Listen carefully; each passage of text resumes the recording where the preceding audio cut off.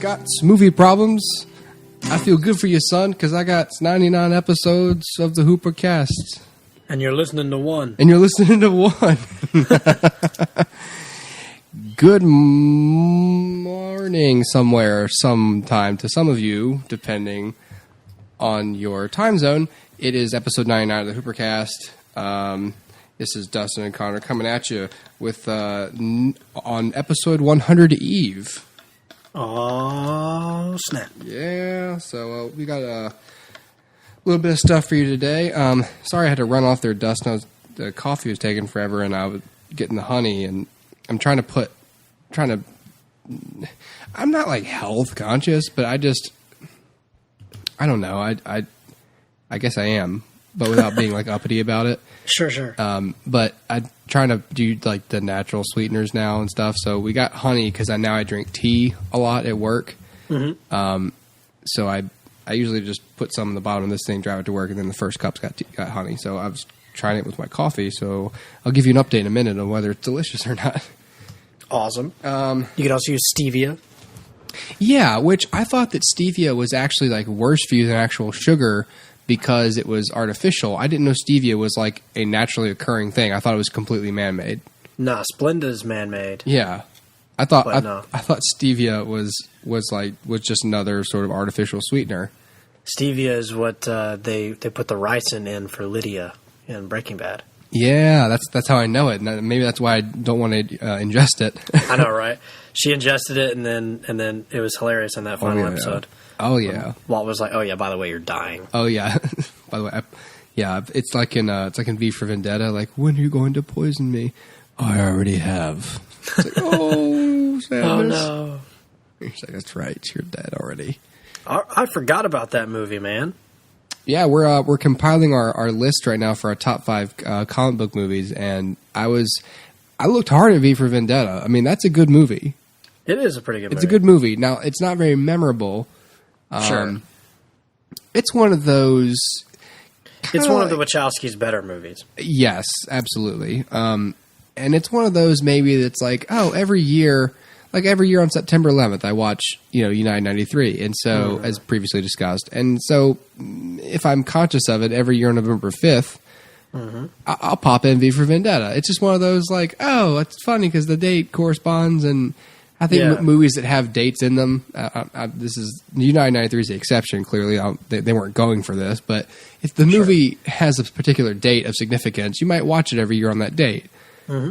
Like my mom and I just watched Back to the Future Part 2. Yeah. So because next week, Wednesday, October 21st, 2015 is the day that Marty goes into the future to 2015. Oh, my mom was just laughing at all like the self-drying clothes and the hoverboards and Jaws and just the fashion. We were like, oh my God. Yeah, very 80s inspired future. The only thing that we saw in that movie that was probably true to what's going on now is like 80s cafes as like a novelty.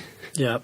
And now here's something she noticed. She goes, Michael Jackson was white on that screen in the 80s cafe when he's like taking the orders, Mm-hmm. Was Michael Jackson white in 1987? I thought he wasn't white till like 1991. The movie would have been... the movie came out in 89, I believe. It was 89? Was it that late after? Wow. I think 2 was 89 and 3 was 90. 91? Yeah, something like that. Or 90. Okay. Oh, sorry. I thought it was a 2-year gap. I'm thinking of Lethal Weapon. Okay, well, that makes more sense. 89. Yeah. Okay, well, never mind. I was like, that was extremely prophetic of them then. They're saying to predict his skin change. I know, right? They're saying that the movie predicts that the Cubs win the World Series in 2015, and they're saying they have a good chance of it this year. Oh my God! Wouldn't that be crazy? If only they could have predicted the candidacy of Donald Trump. Oh no! Although they sort of did by including Rich Biff. Yeah. There you go. That's close enough. Yeah, when my mom saw Biff Tower, she was like, oh, Trump. Yeah. So I'm sorry about the meowing in the background, everybody. That's the HooperCat, Elmo. He's in the laundry room, and he's in the laundry room for a specific reason. A little story, Dustin. I'm sorry. Okay. We'll get to movies in a minute. I got you. Hit me. Okay, so this is the saga of Elmo. So, several years back, my wife has had dogs growing up. A couple of they're not basset hound. I can't remember what kind of hound they are. They're giant, fat, long-eared dogs, and they are outside dogs, and they don't. That's really all they do. So she had really no experience with inside pets. So she met me, and then I was like, oh, by the way, I'm allergic to animals. And she was like, oh, well, okay. Well, of course, you're worth it, Connor. I mean, God, look at you. So we fast forward to now where it's like, she's like, I'm thinking I want to, yeah, we both take allergy tests, and I'm apparently no longer allergic to cats, according to my skin. Sure. So we decided we could probably do a cat. So one of the reporters where she works had a cat that had a bunch of kittens, and so it's like, we're going to get it for free. So we bought the cage, and we got the immunizations. We spent like $200 or something to get this cat all prepped. So the cat comes home, and he's an adorable kitten, and my daughter, she doesn't really like him, but she's, curious about him and sure, not scared of him anymore. And he, so that's that. So I'm like, okay, the cat. And so as long as we keep the house relatively clean, he's not a problem for my allergies. I just need to wash my hands right after I mess with him, and I don't really like to sit with him and stuff. So I'm still kind of allergic to cats, but it's manageable. Yeah. I mean, I'll come home, Jack, friend of the show, Jack. I mean, growing up, his damn dog sent me into a fit. Like, it was horrible once I left his house. Really? Like, I'd have to change clothes completely. I'd have to shower twice and drink 9 gallons of water. It was just bad. And some pets are worse than others. Dog, I can't do a dog. So I hate that I have allergies because, I'm sure that it sounds complainy and whatever, but I assure you I am unpleasant if I've been around pets. So you and John don't know this too much because in college there was no pets around. So anyway, so the cat, everything's cool, and so then eventually he just starts getting annoying, and my wife, is currently has a particular condition I don't want to reveal right now. She's too tired to take care of. Dustin, you know what it is. She doesn't have cancer or anything. Okay. Yeah. Okay. So gotcha. She's currently too fatigued to really scurry after him, and he's starting to become a pain in the ass. Like, he's clawing it, not maliciously, but following her and just screwing around. And she has got a toddler to run around after. It's just too much work. And so we were like, okay. She was like, I was wrong. Thank you so much for helping for agreeing to this, but we need to give him away to someone who will give him more attention and take care of him and all that. Sure. So, which made me glad for a second, but then I was like, one of the reasons I was looking forward to this was that we would have this cat, and then he'd be an outside cat, and then he'd kill moles and rodents, birds, just, he would be, this could be a good thing for the house. And then, so I was like, okay, well, I felt kind of bad for turning around and giving him away so quickly, but whatever. So on Friday, I guess this was last week. So Elmo was supposed to be gone yesterday, Tuesday. As you've heard, he's still here. Right. What happened? So I'm walking. So Elmo likes to thread the needle. He likes to run between your legs while you walk. My cat does the same thing. Yeah, well, Elmo did it one day, and he didn't make it. And I just felt some pressure, and then I heard a couple of hisses. And when I turned, when he went to trot away from me, his leg was poking out a weird way. I was like, oh shit! And I thought I broke his leg. And so I'm going over, and he meows a couple of times, and I thought, okay, well, he's either it's not broken, or he's like a badass. He's really tough, So. I go over and I touch it. And normally you don't even mess with an animal's hind legs. My dogs hated that growing up, but he's like, yeah, look at my leg. He doesn't bite me. He doesn't freak out, and he's not wailing. And so eventually my wife takes him to the vet, and it's a ligament. Like, you showed the x-ray. It's weird looking at an x-ray of a cat, by the way. His knee was just kind of shifted a little bit this way, like within the muscle tissue, within the ligaments. So he essentially tore his ACL. By the way, the vet visit cost like $300. Thank you very much. So Tara's like, I still want to get rid of. So we're not going to like sell them to anybody. So I'm already thinking before all this, grab her $200 in the hole, and this person's going to get a pet that's had shots and it's been checked for worms, and I should get compensated for that. Now I'm like, man, now I'm like $500 into this animal. I'm scooping his poop every day, and now he has to basically be discouraged from being mobile for 6 weeks. So now Elmo's execution has been stayed, and he just lives in my laundry room right now. And then he gets to come out to do a couple of things, but we largely confine him in there so he doesn't run around and use his leg. Right. Even though last night when I poured some food, he's like super speed across the house, even with this giant cast on his body. Like, he's still like, Bart Allen over here. So we took the cast off of him, and we just got to keep him. So I don't know what's going to happen. So it's just strange that like this failed investment for this cat, and he's still hanging around, and God knows what else he's going to do that's going to cost me money before he leaves my house. Yeah. So wow. So yeah. So, but it's weird. Like, during all that, like when I was going like, "Oh Mo, I'm so sorry," this is the first time I've been able to say this was 0% my fault. Like, all I did was walk. Right. He decided to take a risk, and it did not pay off. It didn't work. Problem is, not like he doesn't have health insurance, and I have a wallet. Dude thought he was Legolas going through the legs of that elephant. Yeah, but he was not. Yeah.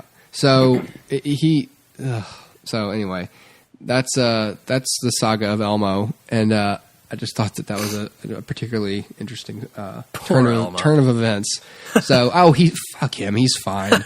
He's So during all that, I was like rubbing his belly, like he was being real gentle, of course, at the time because he was wounded. He was like, "Oh shit, well, I better be nice." And in like one afternoon, this is me we're talking about. I completely bonded. Really? With him. Aw. And I was like, oh God. Well, yeah. So anyway, I bonded with him. So now I don't want to get rid of him. But my wife just doesn't want to deal with it, because cats, it's usually about like another 6 months before they're grown and before they chill out and stop like screwing with you for no reason. Yeah.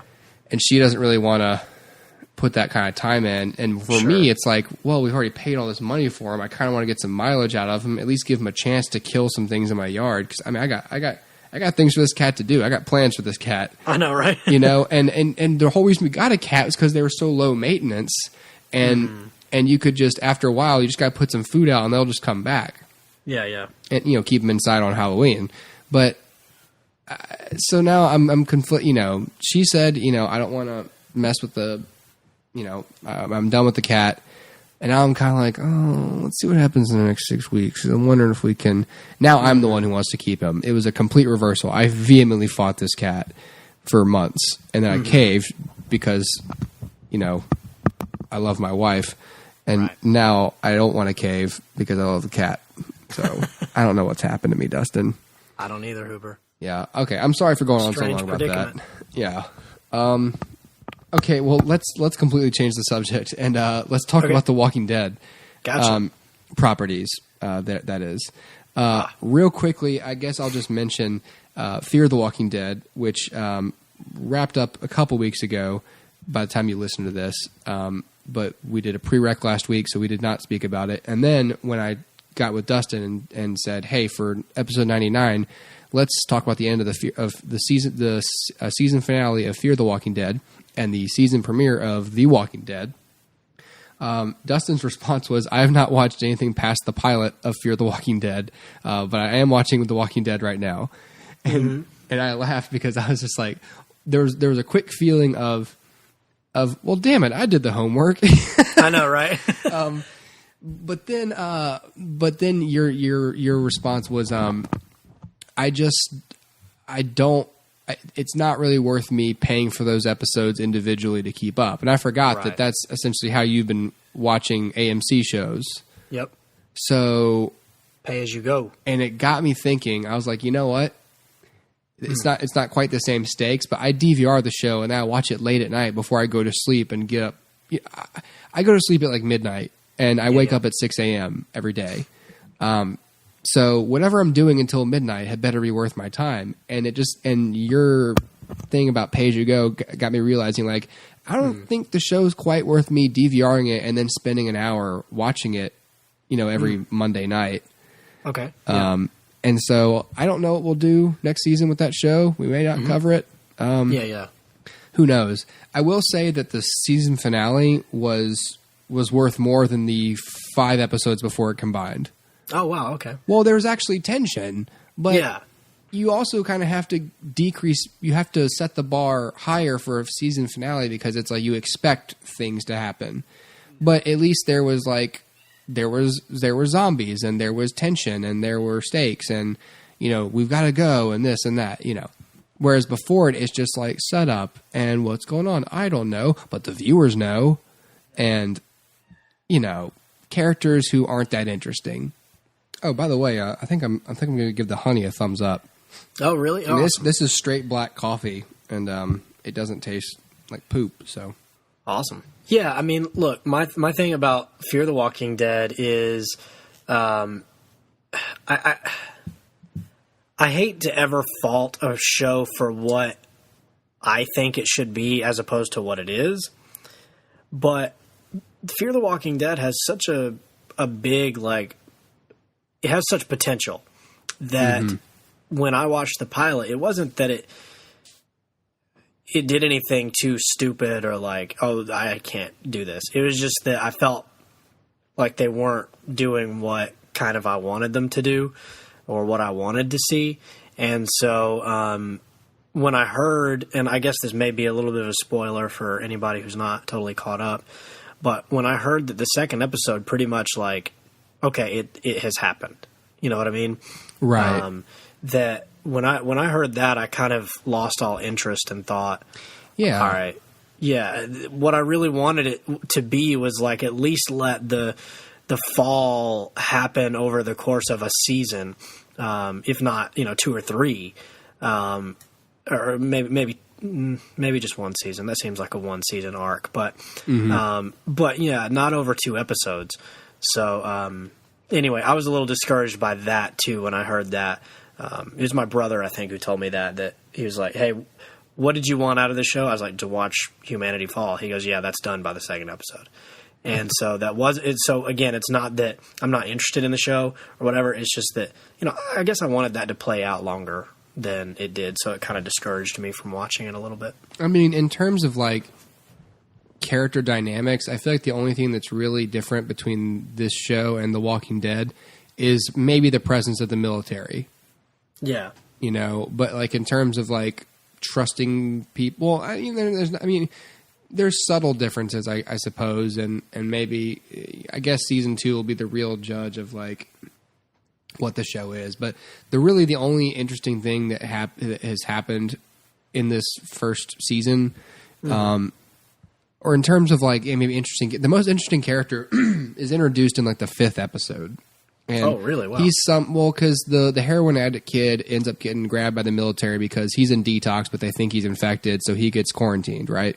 So they start, so people get split up and stuff. So I was like, okay, well that's a plot development that makes sense, and and so while they're in, there's some black dude in a suit who's also in quarantine, but he's like, for some reason he seems real like hyper aware of what's going on, or and knows how to work the guards, or has a relationship with the guards or something. I don't know, but he basically says to the kid, Nick, I think his name is like you've got like skills or something, or I don't know what. He essentially basically says like, I'm gonna need a guy like you for what I'm doing, and they basically escape the thing. And so when everyone meets up at the end of the season, or which is the next episode, right. They like go to his house as like ref. I can't remember how it exactly ends, but essentially, first of all, I'm really wondering, what's this guy's deal? What's his story? Like, why is he super prepared for this? like he's rich. He has like a real nice house on like a cliff edge, like Tony Stark. And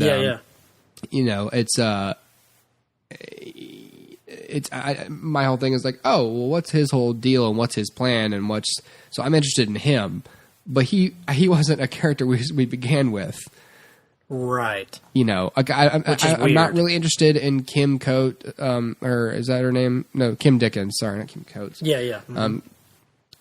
Her, Cliff Curtis, and I like Cliff Curtis, and I believe that maybe his range, because right now they all have this whole like, they've got this whole like yuppie, like, or not yuppie, but more like what's going on? This is crazy. And like we talked about, when you're the viewer and you know what's happening, you're just like, you don't care. You don't want to see them figure out what's happening. It's not interesting. Right. You want to see them know what you know and learn things with you. Yeah, exactly. But when you start a show as like a prequel, and then you already, but there are things they figure out faster than Rick Grimes and his people, which is, okay, it doesn't matter if you're bitten or not. When you die, it happens. Yeah, yeah. Which was a secret until like the end of season 2, I think. Yeah. Mm-hmm. So now, they know this already. Of course, I'm sure the writers said we can't do that twice. Sure. So I'm just kind of wondering. They seem to know everything that Rick's people know about the Walkers, and so what's the difference going to be going forward? Sure. I don't know. Well, I would hope for more information. I would hope that we would learn, more about the origins and I don't know, stuff like that. Yeah. I mean, if The Walking Dead is going to be about how we're dealing with this crisis, the Fear the Walking Dead probably ought to be about figuring out why it happened in the first place. I don't expect both shows to explore that. Or how to reverse it. Right. So I'm fine with The Walking Dead with its simple premise of the man versus nature and the survival concept and retaining your humanity and all that. I don't need those exact themes explored on a spinoff with the exact same premise. Right, exactly. So we'll see what happens with that show. I may or may not watch it next year. I'll probably at least watch the season premiere. I mean, as long as I'm paying for cable, I have no reason to stop watching the show yet. Yeah, yeah. So, anyway, yeah. So, well, let's talk about The Walking Dead, which we did both watch, which premiered this past Sunday, October 11th. Season 6. And I really liked this premiere. They used a ton of extras for the Walkers, more than they've ever shown on screen. I'd read somewhere like they had like 1,000 extras. Holy cow! I mean, and maybe like 300 on the screen at maybe at one time, at any one time. But I think Scott Gimple said we had a shitload of people in makeup.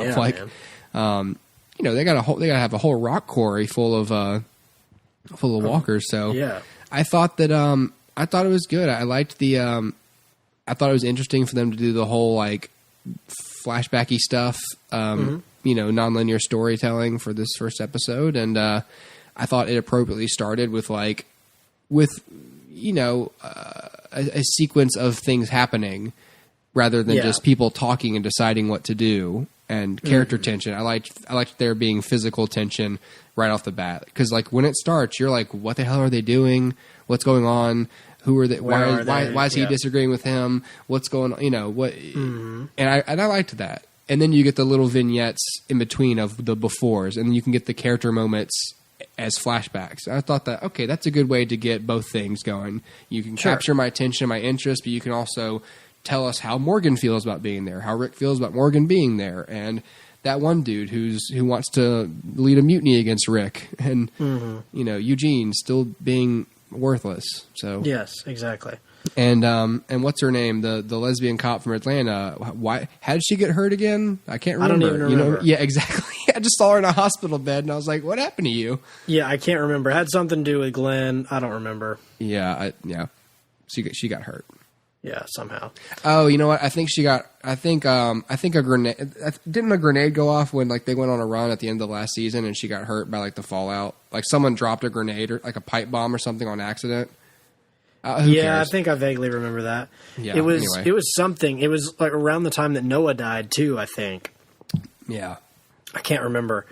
And then she passed out, and like Eugene had what they were supposed to do was like a heroic moment for him or something. I can't remember. Yeah, he came back and saved her. Yeah.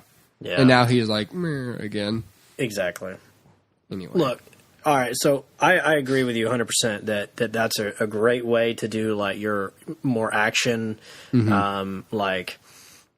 active kind of a thing, and then get your character moments too. Yeah. So I think that was a very smart way to do it, and I love this show in black and white. Sometimes AMC runs The Walking Dead in black and white, like around Halloween, and that to me that's so cool. Like I can't think of any other TV show that's ever done that. Like let's change basically the whole style of the show just for an airing, like a marathon or something. Yeah, and that's really cool. And the fact that the show can still hold up in that style is, interesting to me. And, if you've ever read the comics are in black and white. So, it kind of is cool to see it happen like the source material. But, I agree with you. I think that was a very interesting way of doing it. Yeah. I will disagree with you on this. I think that overall this premiere was underwhelming. Oh, really? I do. Why? Because of a few reasons. Number one, I feel like they didn't tell a complete story. Okay. They told a lot of little vignettes, but they never told me a story in that episode. They told me the start of a story. They told me like, okay, here's our plan, and then the plan starts and things go wrong, but that's it. Mm-hmm. That's not a complete story. So from a writing standpoint, even though I know that it's a serialized TV show, so the next episode will pick up with that, that's not enough. And the reason is because it's not a strong enough premise to last more than 1 or 2 or maybe 3 tops episodes. Like, I would imagine that by the end of the next episode, this has been wrapped up. Either they're gonna, all the walkers are just going free and the herding failed, or it didn't and they succeeded. That we would know as a writer. I just don't think you can stretch that out because this pilot was 100. Or it was what, an hour and something. I think it was a 90-minute premiere. Yeah. Okay. Televised premiere. Yeah. So a 90-minute episode is too long for the plot to be. We're going to take some things from this area to this area. That's not an interesting enough plot to really happen over an hour and a half, and especially not if you add another 40 minutes to it. So for me, if that story had been stronger, then I would be okay with it because I could see it lasting through the season. I can see like, okay, we're starting, what's going to carry us through this year. But I can't see this story carrying us through this year. So maybe this is an inciting incident for what will carry us through this year. But in that case, I feel like we should have had a clue that there is an inciting incident coming. I see what you mean. So, like, this in itself should have either been what's going to be happening for the rest of the fall, or we should have seen some sort of immediate effect of this. Exactly. Other than the implied danger of the walkers, running amok. So, yeah, exactly. So if you think about this like a 3-act structure, Act 1 always has, like, right towards the end of it, you've got this inciting incident after you've established the world. And that's what this was. We're establishing what the world and what the characters are now as opposed to where they were last year or last season finale. And so we've set everything up, and then we have this inciting incident, which I assume is the herding procedure going bad. Well, that's fine, but we didn't really end Act 1, or if we did, maybe the twist at the end of Act 1 is that, but is that there's the alarms going off or whatever. But nevertheless, this isn't a full story because you've only told me Act 1 of a larger story, but there's no hint of what that larger story would be. Like if I asked you, the obvious parallel here would be like the Fellowship of the Ring, which is its own thing while being essentially the first act of a larger story. But the reason it works is because we know the stakes of, if this doesn't go right, if this quest is futile, then we know sort of what's happening. We know what the other side is working on. And in this show, we don't know what the other side even is. We don't even know if there is another side. We know that the Walkers, because I'll be honest, I don't know if you feel this way, but for me, the Walkers, there's no tension left in the Walkers. When they are being herded like cattle, they're as scary as cattle. And sure, every now and then cattle hurt, like stampede and kill some people. But it's I'm just picturing like them literally herding cattle going, and when the cattle like stray like off the road for a second, them going like, and then the cattle are eating some dude's face, like and then they stab the cattle get them back in line, get them back in line. Abraham versus Cap. They've got a bunch of like dogs that are like barking them back into the line. That's essentially what it is. Glenn and his people are at the back, and Abraham's up at the front. He's like the sheepdog. Because look, they walk slow. They're walking behind, like Daryl's going like 5 miles an hour, and they're all just like chilling. So if you can literally drive very slowly away from these things, or really just kind of jog, they're not scary anymore. So the only fear in them is if they're in large quantities and you are in a small enclosed space. But here, we're in the middle of the wood, like the middle of the road. There's woods on either side. It's wide open, pretty much. I just don't see the fear in it. So to me, the plot itself was without tension. There's a reason that if you look at like Alien or Jaws or any of these staples of the horror genre, you do one of two things. Either you pull a Jaws and you don't show the monster very often, or two, you pull like an Aliens and you do show a lot of monsters, but every time they show up, they kill somebody. Yeah. And that way you still have the tension there. But when they're just leading them across and they kill no-name characters, red shirts, that we don't even like, then that's not proving the stakes to me. So anyway, I guess my problem with this was twofold. One, I felt there was no tension because I don't know if this mass herding fails. How is that any worse than what they were dealing with in Atlanta? It's not. It's just Atlanta all over again, and they survived that. So that doesn't seem like a huge deal to me. And if they succeed, I understand there would be rejoice in the triumph of this goal, but I don't understand how there would be immediate death and immediate despair at the failure of the goal, because they're still in a community that's walled up. If their walls simultaneously fell, then you've got an issue, and maybe that's what happened, and we just haven't seen it yet. But if that's the case, again, the tension is gone, and you know what I mean. There's a lot of, to me, the problem was there was no tension in the quest, and I didn't see enough of an antagonist in this episode. I don't know who the antagonist is because, like I said, if the walkers aren't scary, the walkers aren't the antagonist. So who is? They've always built up like the governor or whoever as this antagonist. It's a person, not a zombie. So for this episode not to have that, like the wolves, you didn't see the wolves following them or whatever. Yeah, I was going to say in the previously on they had that little thing of like the wolves are coming or whatever, and it was even at the end of the last season they sort of teased like these people are following them. Yeah. Or something. Exactly. So for me, like if there had been instances of, okay, here's the clear antagonist, like here's your Sauron, which clearly defines the stakes of this goal, but then your quest has to be interlinked with your antagonist. So you can't just have like, okay, we're going to move these things, and oh wait, we're either going to succeed or fail, but either way the wolves are going to show up. That doesn't increase or decrease the stakes, really. So unless they show up and they're like, look, we're going to like fight against you, but then that doesn't make sense. Why would they not want this to happen? So anyway, long story short, I felt like there wasn't any tension and there wasn't enough story to really justify anything going forward. And so for me, even though I enjoyed the character moments, I did. I honestly, I thought some of the stuff with Morgan, like that's some of the most interesting stuff that they've done in a very long time. Mm-hmm.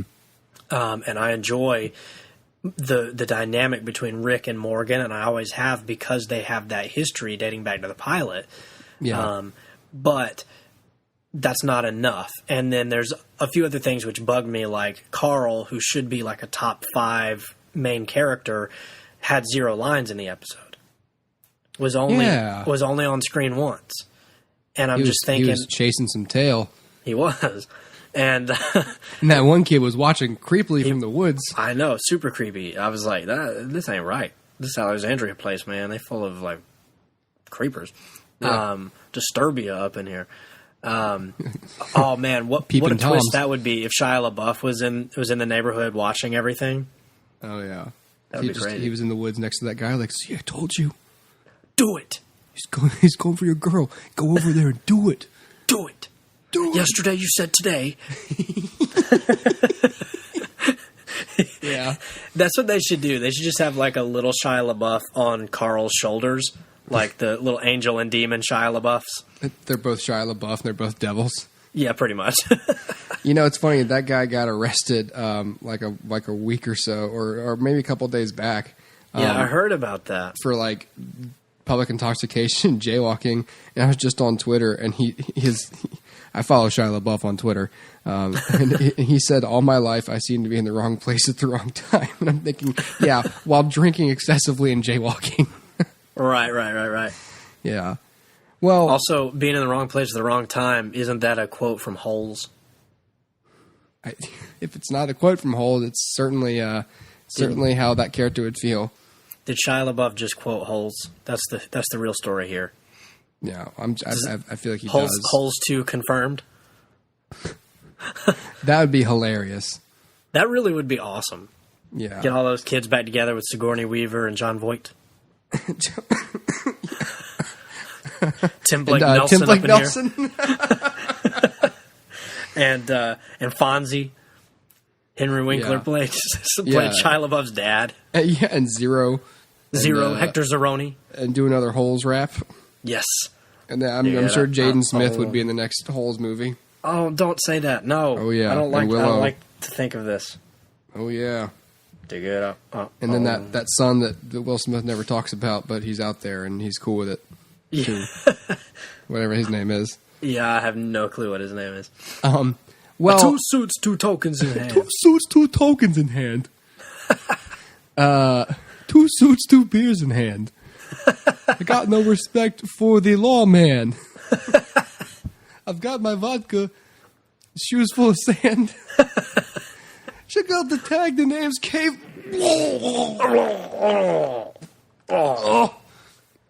Oh.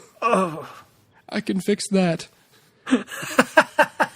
It's a little insider joke for you Holes readers. Who was that guy that played that guy? I don't know who played him in the movie, but I just remember, I can fix that. It's like, oh, Sam, my heart is breaking. He's like, I can fix that. I can fix that. And then he starts macking on her. I know, right? Yeah. And then all the rednecks in the town are like, this ain't right. This ain't natural. Sam, my clothes are too constrictive. Oh, I can fix that. I can fix that. I can fix that for show. Now, pardon me while I close the dough. Do you remember how brutal that was as a kid, though, watching Sam get shot in the back of the head in the boat? See, yeah. Who played Kiss and Kate? Wasn't it like what's her Patricia face Clarkson or something? Or Patricia Arquette? That's her name. Yeah. Arquette. Not Clarkson.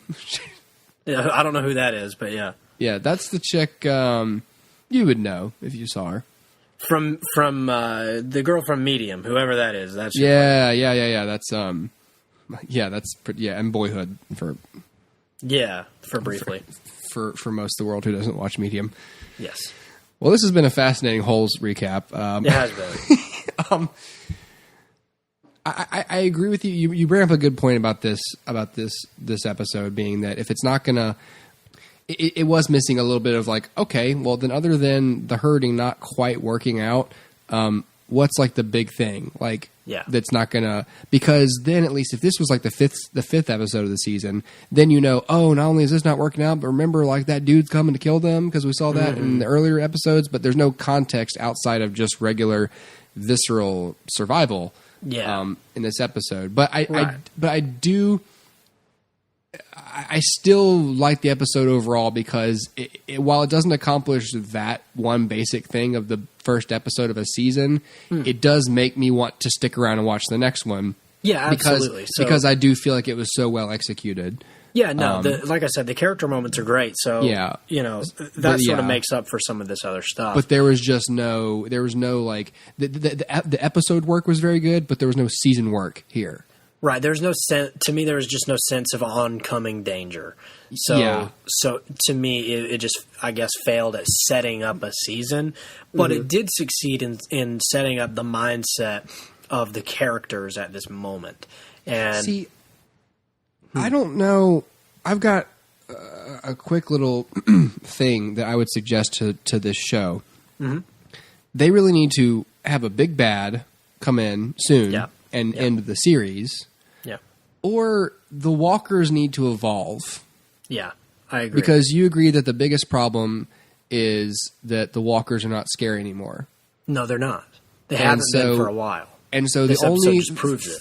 The only thing that can make them scarier is if they can run, which would be great. But World War Z came out, and people don't like fast zombies, even though I loved the fast zombies because that was scary. I like 28 Days Later. But the thing is, with the rules we've set up physiologically with these zombies, they can't move quickly. Yeah. Because they're decaying. Although if you read Max Brooks' book, which kind of lays out the whole kill the head thing that's preached in all of these zombie lore.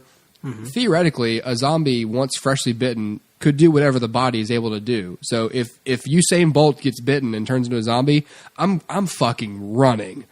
And I know, I'm getting in a truck because that zombie has the full range of motion of Usain Bolt. The only thing that's going to change is that once he chases down a few people and eats them, his muscle tissue won't regenerate and he'll get slower. But at the exact moment, you can't outrun him. You better, exactly.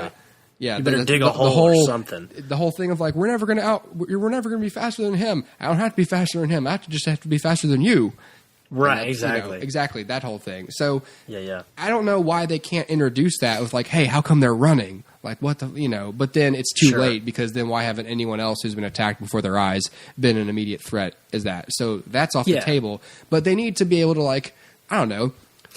Maybe they have telepathy, or maybe they can speak, or maybe they can disguise themselves as not being walkers, or I don't know. But something needs to happen to evolve them, and since that's mostly off the table, it's probably the big bad option. Yeah, well, no, you make a good point because I hadn't thought about it in these terms, but the characters themselves, in terms of Rick, Glenn, Maggie, the ones that matter, these characters aren't afraid of the walkers anymore.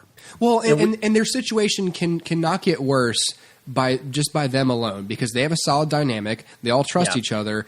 That's all wrapped up. They are a good, tight, well-oiled machine. So the only thing that can shake them now is either is a big bad. Is a big bad or the enemy gaining the upper hand. Like in a way we haven't seen before, which would be if they physiologically became more advanced. It's true. If they mutated. What I think they need to do, and I've thought this for a while, but especially now with Alexandria happening, is we need to clean house.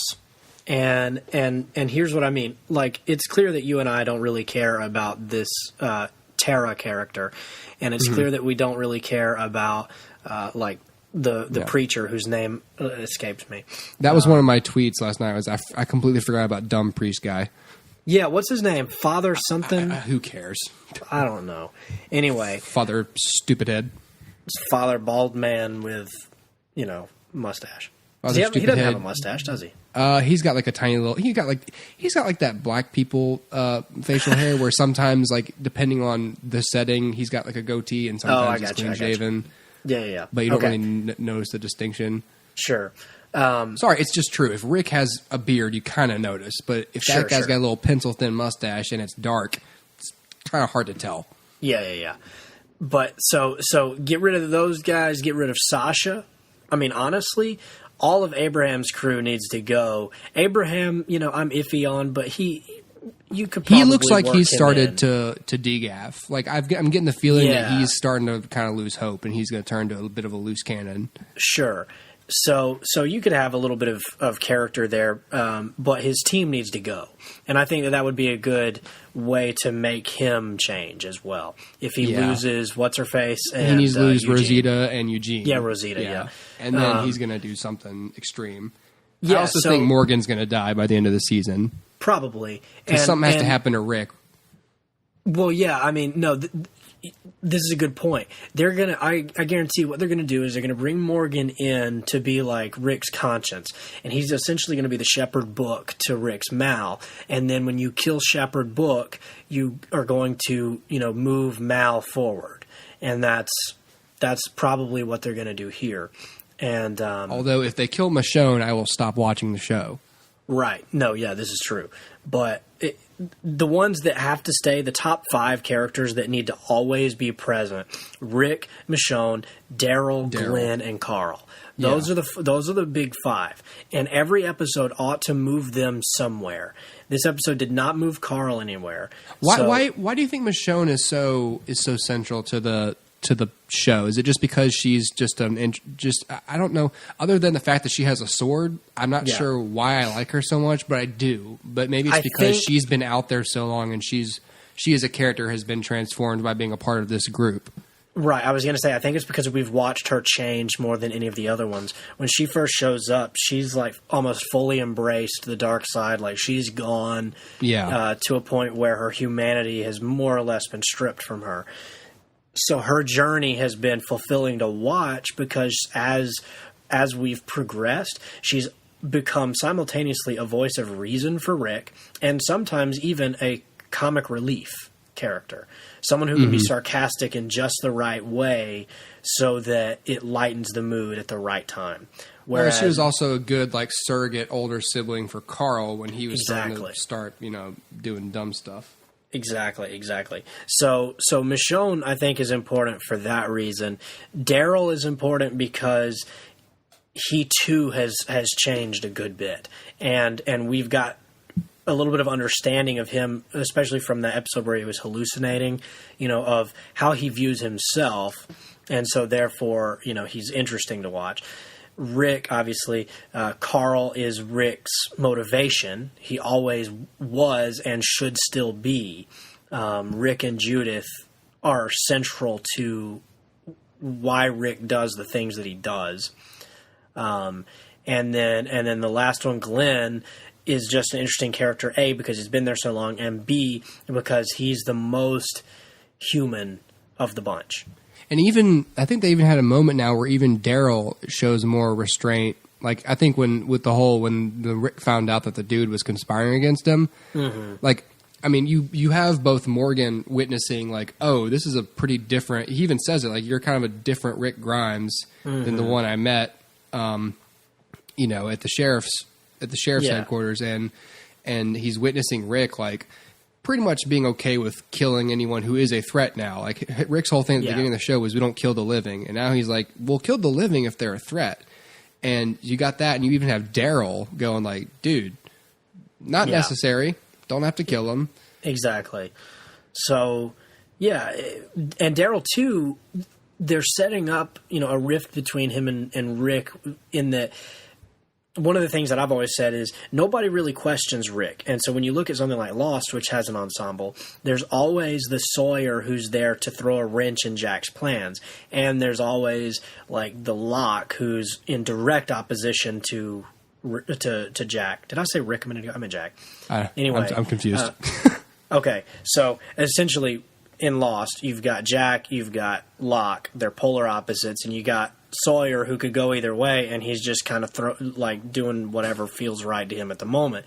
So you've got these characters that all represent different motivations, and for the longest time, The Walking Dead hasn't had that, and now we're starting to have these characters not disobey or whatever Rick, but just kind of present an opposite to Rick.